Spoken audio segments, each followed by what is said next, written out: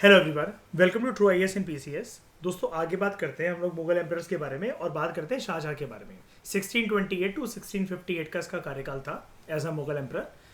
इसको प्रिंस खुर्रम के नाम से भी जाना जाता है, जिसकी जो मम्मी थी शी वॉज अ हिंदू, जगत गोसाई। उसकी शादी हुई थी मुमताज महल के साथ, जिसका ओरिजिनल नाम था अंजुमान बानो बेगम। अब आप समझ गए, इसकी माँ एक हिंदू थी, यानी कि हमें तीसरी बीवी देखने को मिल रही है यहाँ पर, किसकी? जहांगीर की, है ना। अब समझ गए नूरजहां क्यों इंटरफेयर करती थी, क्यों इसको भेजना चाहती थी बाहर।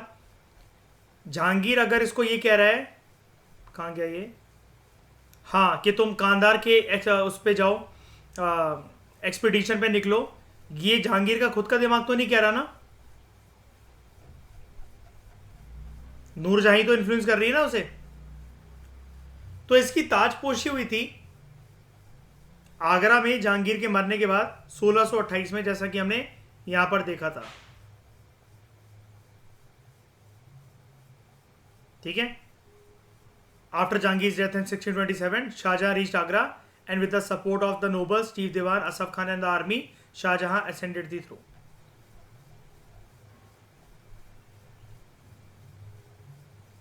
तो he was crowned in Agra 1628 में, and had to face instant revolt by Bundela,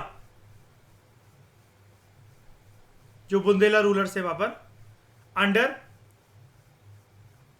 जुजर Singh and Khan जहां लोधी, जो कि मुगल गवर्नर था डेक्कन का। ये इंडिपेंडेंट बनने की कोशिश कर रहा था। खान जहां लोधी जो था, with the intention of securing help in times of necessity, he gave away Balaghat to the Nizam Shah, to which Shahjahan objected and ordered Khan Jahan Lodi to recover it. लेकिन खान जहां लोधी जानबूझ के ऐसे षड्यंत्र या ऐसी हरकतें कर रहा था जिससे ये शाहजहां जो है, और ये खान जहां लोधी जो है वो मुगल गवर्नर है डेक्कन का, ये मत भूलना। वो ऐसी हरकतें जानबूझकर कर रहा था खान जहां लोधी कि जिससे शाहजहां जो है वो इससे गुस्सा हो। अब ख्वाजा लोधी ने शाहजहां की बात मानी नहीं, तो Shah Jahan recalled him to the court. Khan Jahan however turned hostile and took shelter with Nizam Shah. Shah Jahan इससे गुस्सा होता है and he decided to follow an aggressive policy to recover the lost territories of the Deccan, और इसको सबक सिखाना पड़ेगा, ये सोचता है शाहजहां की डेक्कन पॉलिसी काफी सक्सेसफुल रही है। जैसा कि आपने देखा, जहांगीर की पॉलिसी इतनी सक्सेसफुल नहीं रह पाई, और जहांगीर रीजन क्या देता है कि मैं शाहजहां के बगावत वाले रवैये के अंदर उलझा रहा, इस वजह से नहीं, है ना।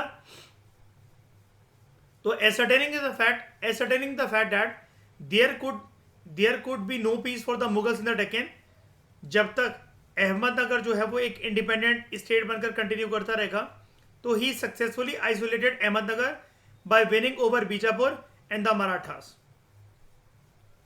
फत खान, जो कि सन था मलिक अंबर का, he also made peace with the Mughals under Shah Jahan, and Mahabat Khan, इसको डेक्कन का गवर्नर अपॉइंट करा गया। इससे पहले कौन था डेक्कन का गवर्नर? खान जहां लोधी, लेकिन वो बागी हो गया था। But the conflict with the Deccan states continued. 1636 में फाइनली अदनामा ट्रीटीज जो थी, they were signed with Bijapur and Golconda kingdom. Main points क्या शाइन हुए थे बीजापुर के साथ? आदिल शाह, जो आदिल शाही डायनेस्टी थी ना यहाँ पर, आदिल शाह एक्सेप्टेड द मुगल सुल्तानेटी कि हम आपकी छत्र छाया में काम करेंगे। ही वॉज टू पे 20 लाख रुपीज एज इंडेमनिटी, कि जितना भी खर्चा तुम्हें कंट्रोल करने में हुआ है, डेक्कन की पॉलिसी को मतलब डेक्कन की पॉलिसी को इंप्लीमेंट करने के लिए हुआ है, तुम लोगों को शांत करवाने के लिए हुआ है, तो 20 लाख रुपए तुम हमें दोगे। He was not to affairs in the affairs of Golconda. ठीक है, तुमसे बीजापुर को संभालोगे, बिकॉज ये किसके साथ, आदिल शाह जो है वो कहाँ का रूलर है? बीजापुर का। Mughal emperor was to arbitrate in case of any dispute between Bijapur and Golconda, कि तुम आपसी लड़ाई नहीं करोगे, पहले मुझे बताओगे और मैं मैटर को सॉल्व करवाऊंगा।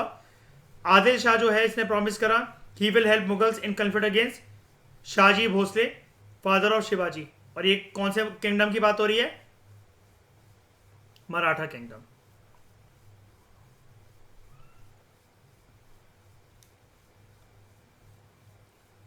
अब इसके बदले में टेरिटरी वर्थ ₹20 लाख हंस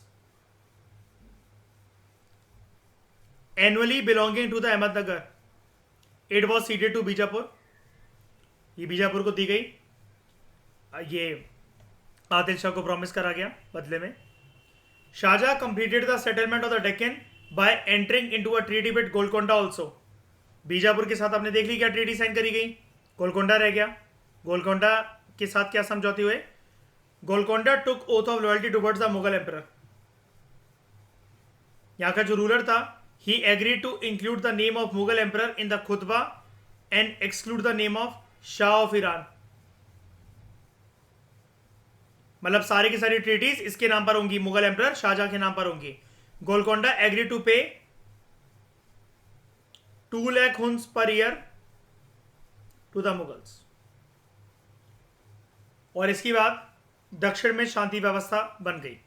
तो देख रहे हो, जो व्यवस्था चरमरा गई थी अकबर के मरने के साथ ही और जहांगीर के टाइम पर, वो शाहजहां ने रिजॉल्व कर दी।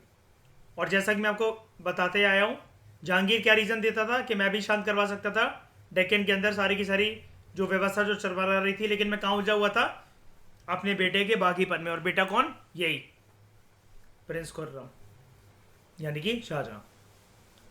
Mughals could have large parts of southern India under their domain, under their domination, and peace with the Mughals. It enabled the Deccani states to expand their territories towards the south. लेकिन जल्दबाजी के चक्कर में it weakened the internal cohesion of the Deccan states and the ambitious nobles like Shahji, Ennison, Shivaji in Bijapur, Mir Jumla in Golconda. They started carving out spheres of influence for themselves, and this again created a conflicting atmosphere in the Deccan. मतलब उनको ये लगा आगे चलकर के, यहाँ पर देख लो, अब ये मिर जुमला जो है वो गोलकोंडा से है, और गोलकोंडा के साथ अभी आपने देखा शांति व्यवस्था समझौता हुआ है। लेकिन इनको ये लगा कि इंडिपेंडेंट बनने में ज़्यादा फायदा है, और भड़काना कौन शुरू कर रहा था अब इनको, मराठा एम्पायर। 1656 में following the death of Mohammad Adil Shah, इसकी बात हो रही है, और ये कहां से, बीजापुर से है, मोहम्मद आदिल शाह। इसके साथ भी शांति समझौता साइन हुआ था। The distinct change came in the Mughal policy in the treaties were ignored. शांति व्यवस्था की इतनी सारी ट्रीटीज अभी साइन हुई थी, सारे के सारे जो राज्य हैं दक्षिण भारत में वो इग्नोर करने लगे कि हम नहीं मानते अब ट्रीटीज को। और मुगल एम्परर्स भी अब इसके फेवर में नहीं थे कि हम क्यों झुके इनके सामने, ट्रीटीज वगैरह क्यों साइन करें, हम तो कब्जा करेंगे इनके ऊपर। तो मुगल्स ने क्या जस्टिफिकेशन प्रोवाइड करी इन ट्रीटीज को ना मानने के लिए? Justification provided by the Mughals was that both these states, Golconda and Bijapur, they had made extensive conquest in the Karnataka and compensation due है अभी तक हमारे पास आने के लिए, on the ground that the two states were the Mughal vassals and their conquest had been made possible due to the benevolent neutrality on the part of the Mughals. उन्होंने ये बोला, शाहजहां का ये कहना था, या फिर मुगल एम्पायर की तरफ से कहना था कि तुमने कर्नाटका के ऊपर जो कॉन्क्वेस्ट अपनी पॉलिसी चलाई है, या फिर दक्षिण भारत में किसी भी रीजन के ऊपर तुमने अपना कब्जा करा है, वहां से जो भी तुम्हें रिसोर्सेज की प्राप्ति हुई है, तुम शुक्र मनाओ कि हमारी नरम व्यवहार की वजह से, हमारे नरम रवैये की वजह से तुम ये सब एक्सपेंशन कर पाए हो यहाँ पर, लेकिन तुमने हमें बिल्कुल भी कंपनसेशन दिया नहीं है, और तुम हमारी छत्रछाया में काम कर रहे हो क्योंकि तुम हमारे वेसल्स हो, हमारे स्टेट हो, हमारे एम्पायर के अंतर्गत काम कर रहे हो एज अ प्रोविंस। तो अगर तुम हमें पैसा नहीं पहुंचा रहे हो जैसा कि डिसाइडेड हुआ था, तो हमारे साथ जब ये ट्रीटी साइन हुई थी, तो अब हम भी तुम्हारे साथ कोई शांति समझौता रखने में इंटरेस्टेड नहीं है। Now Shah Jahan asked his son Aurangzeb to conquer and annex the territories of Deccan kingdoms. However, this change did not benefit the Mughal Empire in any substantial way, and in fact, it created more problems for the future. 1632 की बात है, शाहजहां ने Portuguese को defeat करा near Hooghly due to regular abuse of the trading privileges by them. पैसा कुछ पहुंचा नहीं रहे थे ये, और अपनी जेबें भरे जा रहे थे। उसके लगभग 7 साल के बाद 1639 में Shah Jahan secured Kandahar and immediately fortified it, लेकिन पर्शियन रूलर्स ने दोबारा कांधार को छीन लिया मुगल से। 10 साल के बाद 1649 में शाहजहां ने एक लंबा कैंपेन लॉन्च करा नॉर्थ वेस्ट फ्रंटियर में कांधार को रिकवर करने के लिए, और दूसरे उनकी पुश्तैनी जमीनों को, बट ये सारे के सारे कैंपेन्स फेल हो गए।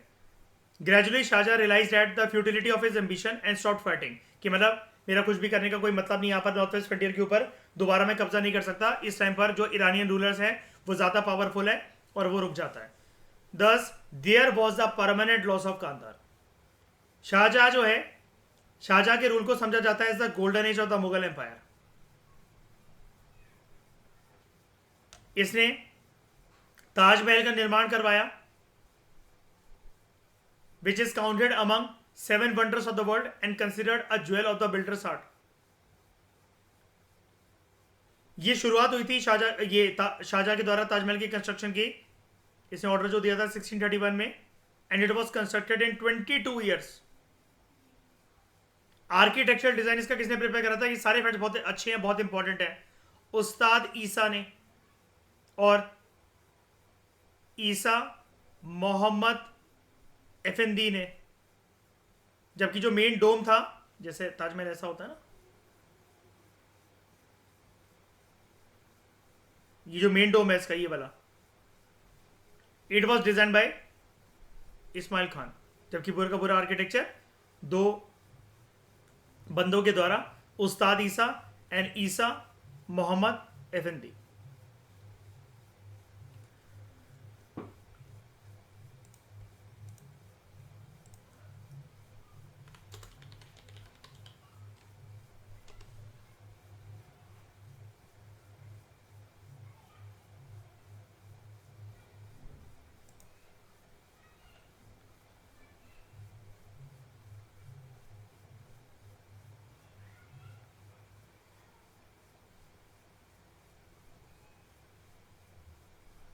चाहो तो श्रेया, बाकी सब लोग इसकी लिस्ट निकलो, 7 वंडर्स मॉडर्न वर्ल्ड के कौन से हैं।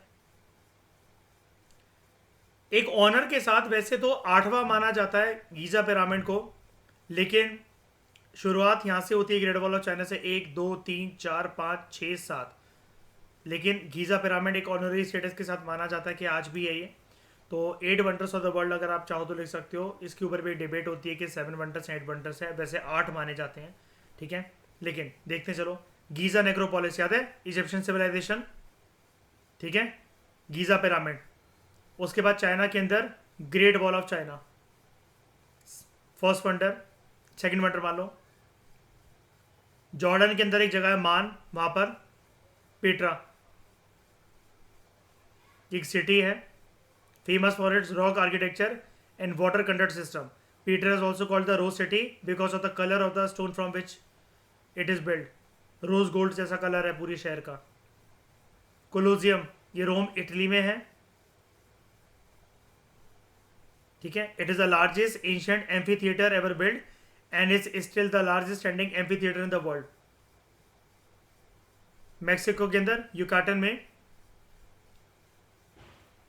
चाइचेन इट्जा, ये बिल्कुल ऐसा लगता है, जो चाइचेन इट्जा है ये बिल्कुल ऐसा लगता है जैसे याद है मेसोपोटामियन सिविलाइजेशन में जो मंदिर होते थे जगरट, है ना। उसके बाद पेरू में एक जगह है कस्को रीजन, वहां पे है Machu Picchu.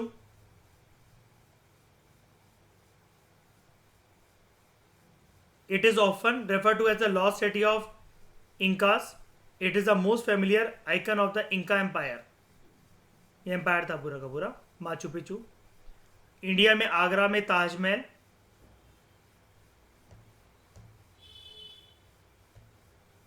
it was commissioned in 1631 by the 5th Mughal Emperor Shah Jahan to house the tomb of his beloved wife Mumtaz Mahal. It is an ivory white marble mausoleum on the right bank of the river Yamuna in Agra. और उसके बाद Rio de Janeiro Brazil में Christ the Redeemer. It is an art deco statue of Jesus Christ in Rio de Janeiro, created by French sculptor Paul Landowski and built by Brazilian engineer Hito da Silva Costa in collaboration with French engineer Albert Jacquot. नहीं नाम याद नहीं रखने, बस दे रखा है इसलिए मैं आपको बोलते चल रहा हूँ. ओके, क्राइस्ट दी रिडीमर ब्राज़ील में, ताजमहल इंडिया में, माचू पिचू नंबर 3 पेरू में, चाइचेन इट्ज़ा मैक्सिको में, कोलोजियम इटली में, पीट्रा जॉर्डन में सिटी है ये, और ये माचू पिचू एम्पायर है, great wall of China China में। याद है वहाँ पर ये ट्राइब्स जो याद है, स्काइथियंस, पार्थियंस, बैटरियंस हम कर रहे थे। ये जो यहाँ पर भी चाइना के ऊपर भी इनकी निगाह थी है ना, तो यहाँ के एम्परर्स ने स्काइथियंस से बचने के लिए ये ग्रेट वॉल ऑफ चाइना का निर्माण और ज़्यादा एक्सटेंसिव तरीके से करवा दिया था। याद है ये वाली बात आपको? 700 BC। और फिर गीज़ा पिरामिड आप जानते हो, ये तो चल ही रहा है तब से जब से इजिप्शियन सिविलाइजेशन था। It is a home to the great pyramid, the pyramid of Khafre and the pyramid of Menkaure, along with their associated pyramid complexes and the great sphinx। स्फिनिक्स याद है वो? एक शेर का सर और आधा ह्यूमन, है ना? वो फेरोज को डिनोट करने के लिए करा जाता था ना ऐसा। तो Giza pyramid, the great pyramid of Giza, largest and oldest of the 3 pyramids at Giza and Acropolis in Egypt, and the only surviving of the original 7 wonders of the ancient world। ये honorary status के साथ grant करा जाता है। बाकी सब ये जो है ये मॉडर्न वर्ल्ड के हैं। Number 1 great wall of China, 2 Petra, number 3 Colosseum, 4 Chichen Itza, 5 Machu Picchu, 6 Taj Mahal, और 7 है क्राइस्ट द रिडीमर, 7 वंडर्स। ठीक है। और जो गीजा पिरामिड है वो ऑनररी स्टेटस के साथ 8।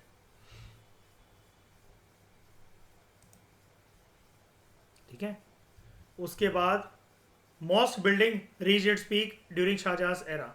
ही build the Moti Masjid at Agra, built entirely in white marble।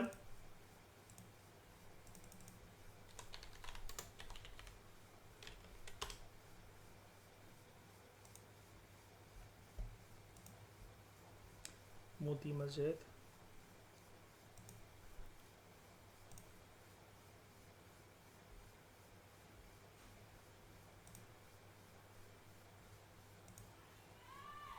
मोती मस्जिद आगरा में, build entirely in the white marble, and Sheesh Mahal and Musamman Burj at Agra. और ये जो मुसामन बुर्ज है आगरा के अंदर, he spend his last years in captivity. कैद था ये, औरंगजेब ने कैद कर दिया था इसे।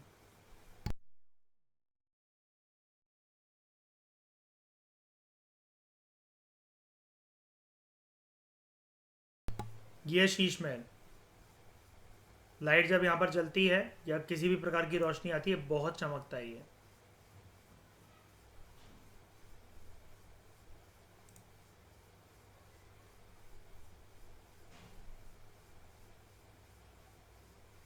दिख रहे हो रूफ्स इसकी?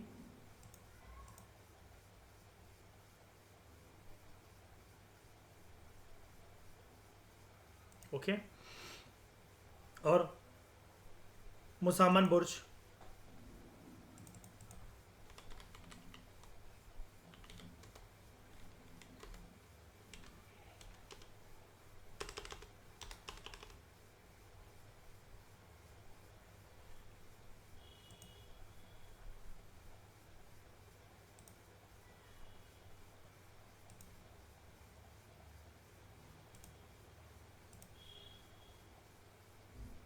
मुसामन बुर्ज। यहाँ पर एक फाउंटेन भी लगा हुआ है अंदर की side. While the Jama Masjid at Delhi was build in red stone. बाकी सारे वाइट मार्बल और ये रेड स्टोन के साथ। तो दिल्ली का जामा मस्जिद,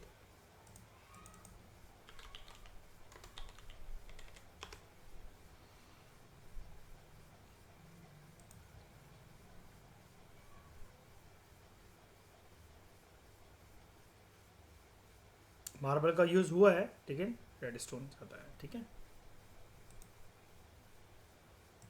2018 का यूपीएससी का ये फिल्म्स का क्वेश्चन था।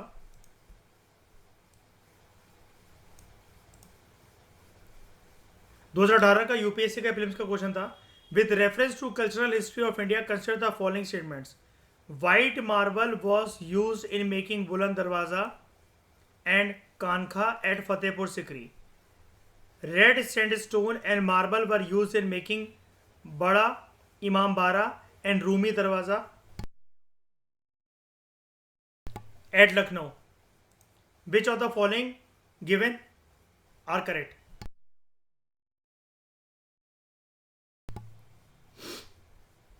One only, two only, both one and two, neither one not to.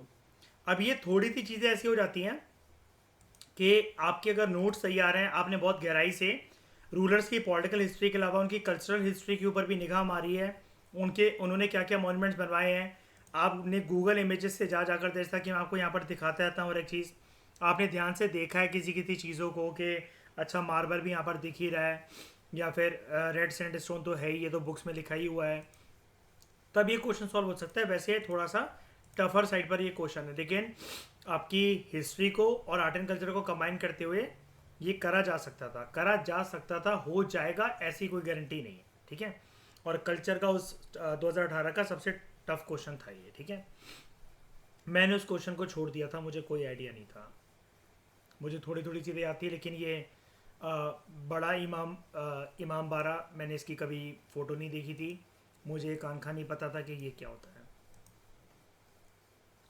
Answer इसका 4. Neither one not two. ऊपर नीचे कर रखी चीज़ें, गलत है दोनों. ठीक है.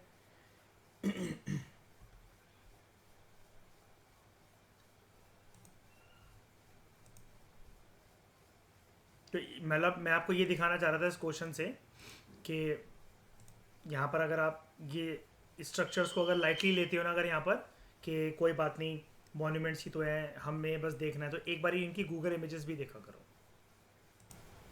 ये वाली चीज़ आपको क्लियर. उसके बाद ताजमहल आगरा के अंदर. The climax of fort building reached during the reign of Shahjahan. हाँ ठीक है, जामा मस्जिद वाली बात मैंने आपको बता दी. हाँ, ताजमहल इसने बनवाया. Mosque building activity reached its peak as well as fort building activity. The famous Red Fort at Delhi with its Rang Mahal, दीवाने आम एंड दीवाने खास, ये इसी ने बनवाया था, शाहजहां ने. दिल्ली के अंदर लाल किला.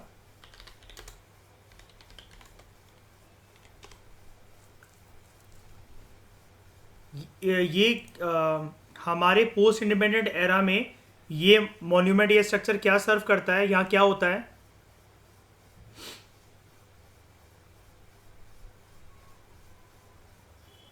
अरे यार, फ्लैग दिख गया तो flag hosting.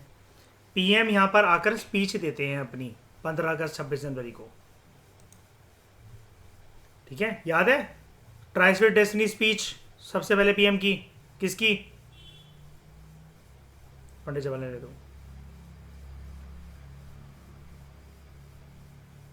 With its Rang महल, ये सब कुछ यहीं पर है. रंग महल रेड फोर्ट में ही. इसका कॉम्प्लेक्स बना हुआ है एक्चुअली बहुत बड़ा.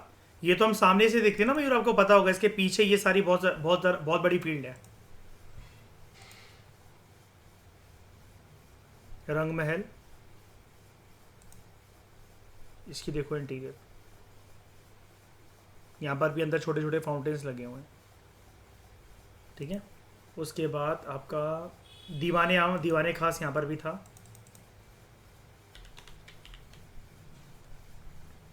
दीवाने आम रेड फोर्ट के अंदर, ये है दीवाने आम और दीवाने खास, यह है दीवाने खास. ठीक है. और इसका इंटीरियर दिखाता हूँ मैं ज़रा आपको. ये देखो,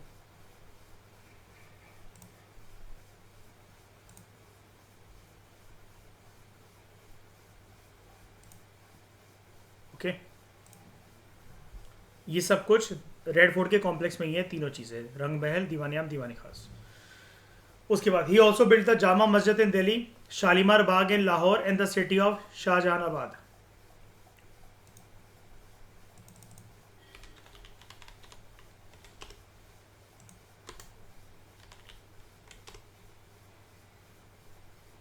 शालीमार बाग, लाहौर.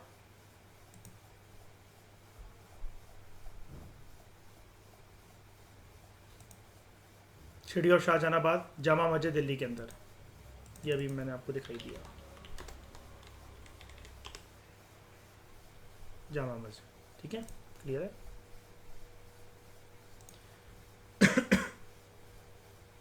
ही also got Bebadal Khan to build the peacock throne. कौन लेके आता इसको सबसे पहले?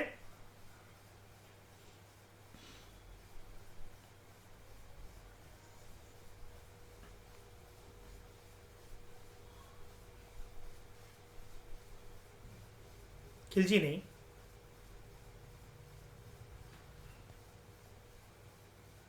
बताओ। अहमद शाह अब्दाली, महमूद गजनी, नादिर शाह, कौन?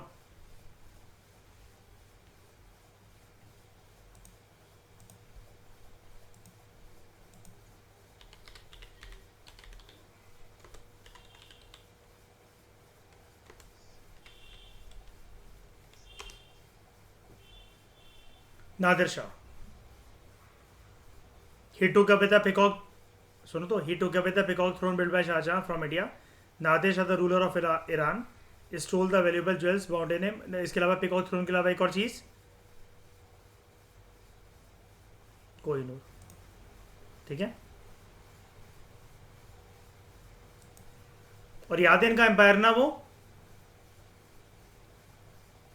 हाँ मतलब पर्शिया वगैरह में, मतलब हाँ वही जड़ तो एक ही है कमीनों की लूटने की। आए तो बाहर से ही है। ठीक है, उसके बाद नहीं, ये नहीं, स्ट्रक्चर देख रहे थे हम लोग। हाँ, बेबदल Khan, he also got the बेबदल Khan to build the peacock throne on which is inscribed the Amir Khusro's couplet, if there is a paradise on earth it is here। पृथ्वी पर अगर कहीं स्वर्ग है तो वो यही है। तो पिकॉक थ्रोन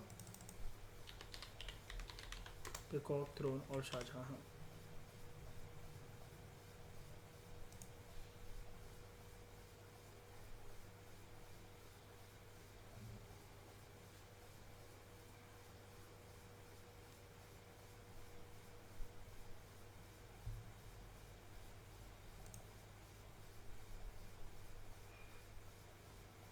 कोहिनूर कहां पर है?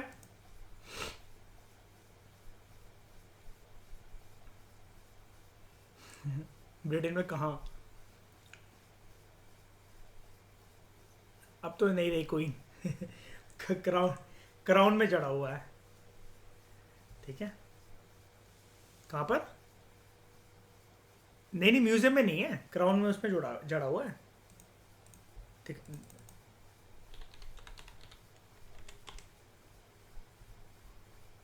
इसमें है, अभी तक ये पहनती थी, इसके ताज में है। अरे तो कोई और तो पहनेगा, मेल भी तो पहनते हैं। मेल भी पहनते हैं।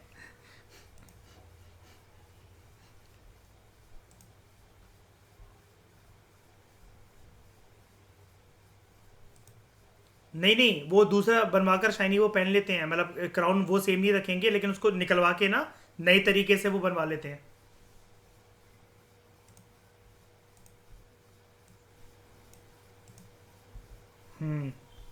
और वैसे भी यार, जिसके पास यार कोहिनूर है या कोई ऐसा कोई फेमस वो है, तो फिर आपने तो वैसे ही देखा है, ज्वेलरी की बाइफर्केशन तो बाद में शुरू हुई ना मेरी फीमेल के लिए। हड़प्पा के टाइम से तो हम जानते ही हैं कौन सी ऐसी ज्वेलरी है बताओ जो फीमेल पहन रही थी और मेल नहीं पहन रहा था।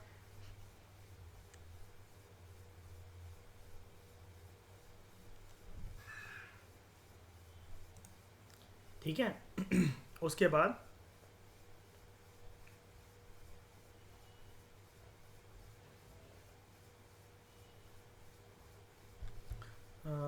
ठीक है, आगे। Shah Jahan also patronise many writers and historians like Inayat Khan who wrote Shahjahannama, his son Darashikoh. He translated Bhagavad Gita and Upanishads into Persian language. देख रहे हो कितना काबिल होगा इसका मतलब ये। इसका जो कार्यकाल है, it is describe by some travellers, French traveller like Bernier and Tavernier. ये कौन था Tavernier? He was a diamond merchant also by profession. Italian traveller Manucci. Peter Mundy described famine during Shah Jahan time. Shah Jahan एकदम से बीमार होने लग गया था 1657 में, 1657 में, which plunged an empire into civil war. 1657 से लेकर 59 तक 4 बेटों के बीच में से लड़ाई होती है कि गद्दी पर कौन बैठेगा. Who were located in the following places. Dara Shikoh सबसे बड़ा और क्राउन प्रिंस था, इसी की वजह से ताजपोशी होनी थी. Based in Delhi, supported by Jahanara the daughter of Jahangir. यानी कि कौन सपोर्ट कर रही थी इसे? इसकी बहन हुई, इसकी जहांगीर की बेटी. हाँ मयूर, कॉन्फिडेंस क्यों लूज करते हो अपना? ये खुद किसका बेटा है? शाहजहां के बारे में तो हम पढ़ ही रहे हैं. शाहजहां किसका बेटा है? पहले बताओ, शाहजहां किसका बेटा है? जहांगीर का. दारा सिको किसका बेटा है? शाहजहां का. जहानारा जहांगीर की बहन है, तो वो दारा सिको की क्या लगी?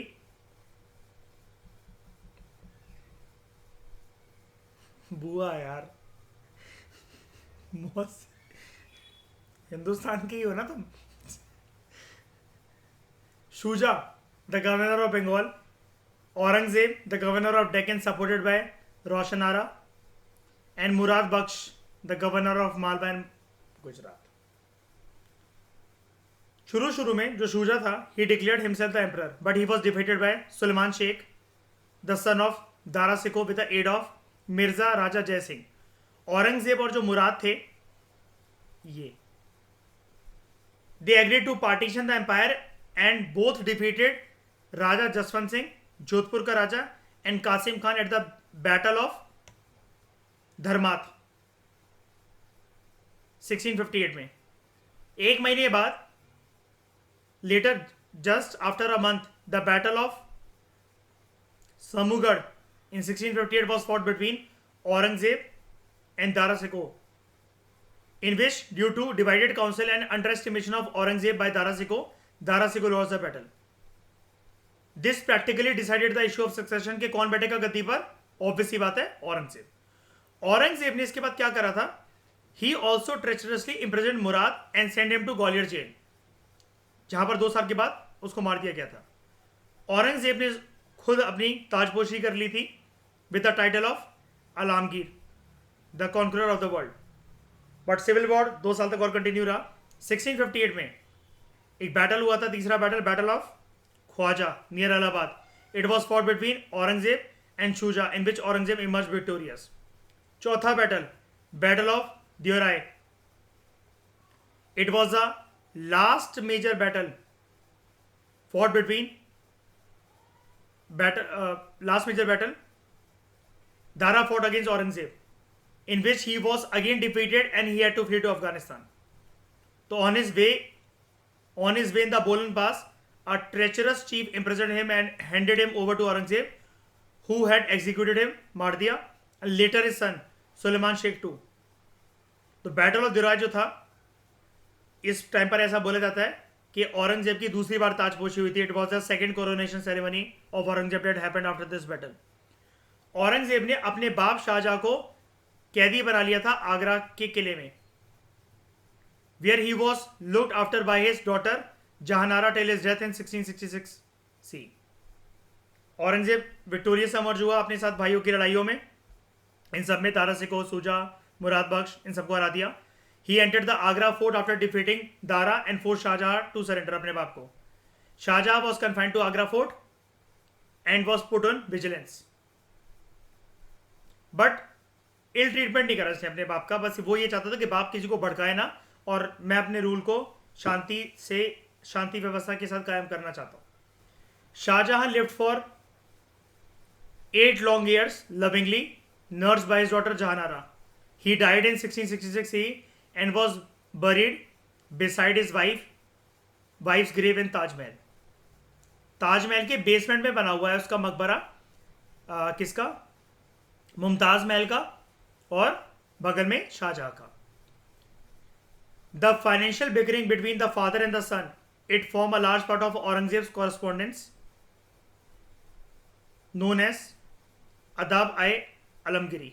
इसके अंदर ये दे रखा है, मतलब इस बुक के अंदर, इस किताब के अंदर ये दे रखा है कि कैसे ये जो औरंगजेब के बीच में और शाहजहां के बीच में ये जो तू मैं चलती रहती थी, also with regard to financial administration, ये हमें अदाब आए आलमगिरी के अंदर देखने को मिलती है। ठीक है, तो पहले मैं आपको ये दिखाता हूँ जरा, एक मिनट रुकना।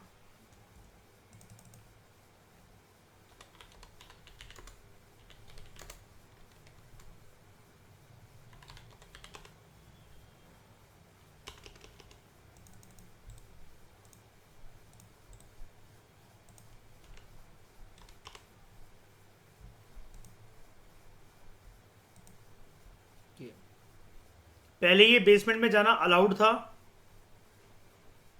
2005-8 तक, 10 तक इनफैक्ट। उसके बाद अब नहीं है अलाउड नीचे जाना लोग, क्योंकि यहाँ पर फिर डिसरिस्पेक्ट करते थे, काफ़ी हंसी मजाक और चिकम चिल्ली, और ऊपर से यूपी में है ये, तो आप समझ ही सकते हो फिर, है ना। तो वो सही चीज़ नहीं होती थी यहाँ पर। और फिर बड़े सारे संतों ने भी रिक्वेस्ट करी थी, मतलब जो अब सूफी सेंट तो होते नहीं है, लेकिन बड़े सारे इस्लाम की साइड के लोगों ने ये कहा था कि ऐसे किसी की मज़ार पर जाकर हंसी मजाक करने का वो सिनेरियो नहीं होता है, वो एक सीरियस जगह होती है। तो आप इसको एक ट्रैवलर्स लोकेशन ना बनाओ या टूरिस्ट डेस्टिनेशन ना बनाओ। तो भारत की सरकार ने रिक्वेस्ट मानी थी, और यूपी की सरकार को हैंड ओवर इशू करने के बाद यूपी की सरकार ने नीचे जाना मना करवा दिया था। सिर्फ साफ़ सफाई करने के लिए कर्मचारी जाते हैं यहाँ पर, बाकी पहले जैसे टूरिस्ट जाते थे, आपने ताजमहल की टिकट ली तो आप जा रहे हो, अब नहीं जा सकते हो आप। जैसे डोनाल्ड ट्रंप वगैरह भी ये लोग अभी गए थे, तो ये कोई बेसमेंट में लेकर नहीं जाएगा इनको।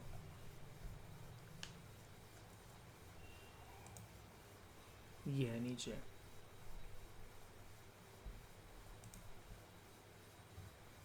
जहाँ पर भी ये बंद है ये लेकिन ऊपर ही है, लेकिन ये जाया नीचे की तरफ से ही जाता है, सीढ़ियाँ लगी हुई हैं वहाँ पर। एक तरीके से वहाँ का बेसमेंट ही बोला जाता है, मतलब मैंने गार्ड को बोलते हुए ऐसा सुना है। मतलब वहाँ पर पहले एक दरवाज़ा था, तो पापा मुझे बताते थे कि जब मैं कॉलेज के दिनों में यहाँ पर आता था, या फिर कुछ टाइम पहले तक, तो ये यहाँ पर जाना अलाउड करते थे। अब उन्होंने चेयरमैन सांकरे वगैरह नहीं होती, जैसे वो लगा दी है वहाँ पर, तो गार्ड्स खड़े रहते हैं परमानेंटली बंदूक लेकर वहाँ पे। तुम्हें क्या लेना देना, तुम्हें तो जाना नहीं है ना।